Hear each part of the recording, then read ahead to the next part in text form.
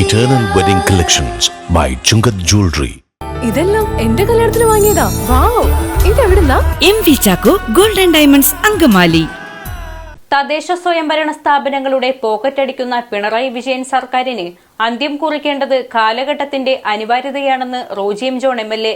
UDF Kalady മണ്ഡലം കമ്മിറ്റിയുടെ നേതൃത്വത്തിൽ കാലടി പഞ്ചായത്ത് ഓഫീസിന് മുൻപിൽ നടത്തിയ രാപ്പകൽ സമരം ഉദ്ഘാടനം ചെയ്ത് സംസാരിക്കുകയായിരുന്നു MLA. 232 രൂപയ്ക്ക് പണിയെടുക്കാൻ ഇന്നത്തെ കാലത്ത് ആരെ കിട്ടും?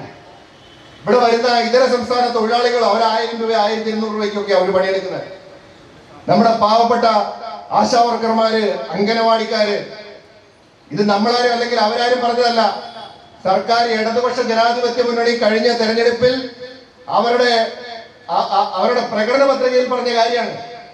പ്രകടന പത്രികയിൽ പറഞ്ഞതാണ് ആശാവർക്കർമാര്, അംഗനവാടിക്കാര്, ഹരിതകർമ്മ സേനക്കാര്, അങ്ങനെ ഉൾപ്പെടെയുള്ള മുഴുവൻ സ്കീം വർക്കേഴ്സിനും 700 രൂപ കൂലി ഉറപ്പുവരുത്തുമെന്ന് ഇടതുപക്ഷ ജനാധിപത്യ മുന്നണി LDF-ന്റെ പ്രകടന പത്രികയിൽ പറഞ്ഞ കാര്യം.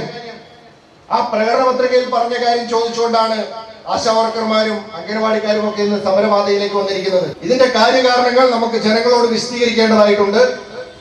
ഇത് സർക്കാരിന്റെ കണ്ണു തുറപ്പിക്കേണ്ടതായിട്ടുണ്ട്.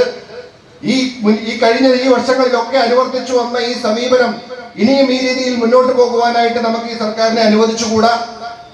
സർക്കാരിന് മറ്റു പല കാര്യങ്ങളിലുമാണ് താല്പര്യം. പഞ്ചായത്തിന്റെ കാര്യത്തിലൊന്നും സർക്കാരിന് താല്പര്യമില്ല. പഞ്ചായത്ത് മെമ്പർമാർക്കും പഞ്ചായത്ത് ഭരണസമിതി അംഗങ്ങൾക്കും ഒന്നും മുഖ്യമന്ത്രിയുടെ മകളുടെ അക്കൗണ്ടിലേക്ക് മാസാമാസം പണം വന്നതുപോലെ ഇവരുടെ ആരുടെ അക്കൗണ്ടിലേക്ക് പണം വരുന്നില്ല അവർക്കടുത്ത് ചെലവാക്കാൻ വേണ്ടി. ഇന്നലെ കണ്ടില്ലേ, ഇന്നലെ കേന്ദ്ര ഏജൻസി പറഞ്ഞിരിക്കുന്നത് മുഖ്യമന്ത്രിയുടെ മകളുടെ അക്കൗണ്ടിൽ വന്ന 2.7 കോടി രൂപ ഒരു സേവനവും നൽകാതെ വെറുതെ പണം അക്കൗണ്ടിൽ വന്നതാണ്, മാസാമാസം വന്നതാണ്. 1-ാം പ്രതിയായിട്ടാണ് കേസെടുത്തിരിക്കുന്നത്. ഗവൺമെന്റ് ബില്ലുകൾ പാസ്സാക്കുന്നതിന് 31-ാം തീയതി അർദ്ധരാത്രിയിലും വെളുപ്പിലും വരെ ട്രഷറികൾ തുറന്നു വെച്ച് ബില്ല് പാസ്സാക്കുന്ന സാഹചര്യമാണ് ഉണ്ടായിരുന്നതെങ്കിൽ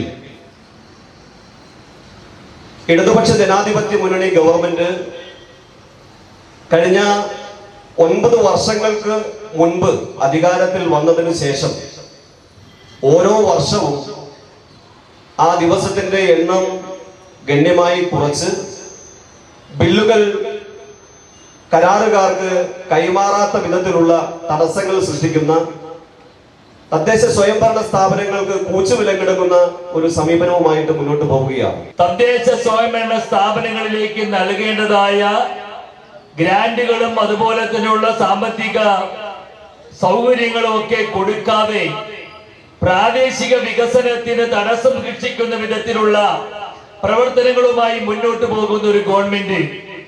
അങ്ങനെ ഈ ഗവൺമെന്റ് പ്രവർത്തിക്കുന്നതോടൊപ്പം തന്നെ സാധാരണക്കാരായ ജനങ്ങളുടെ പോക്കറ്റ് അടിക്കുന്ന ഒരു സംവിധാനമാണ് ഈ ഗവൺമെന്റ് നടത്തിക്കൊണ്ടിരിക്കുന്നത്.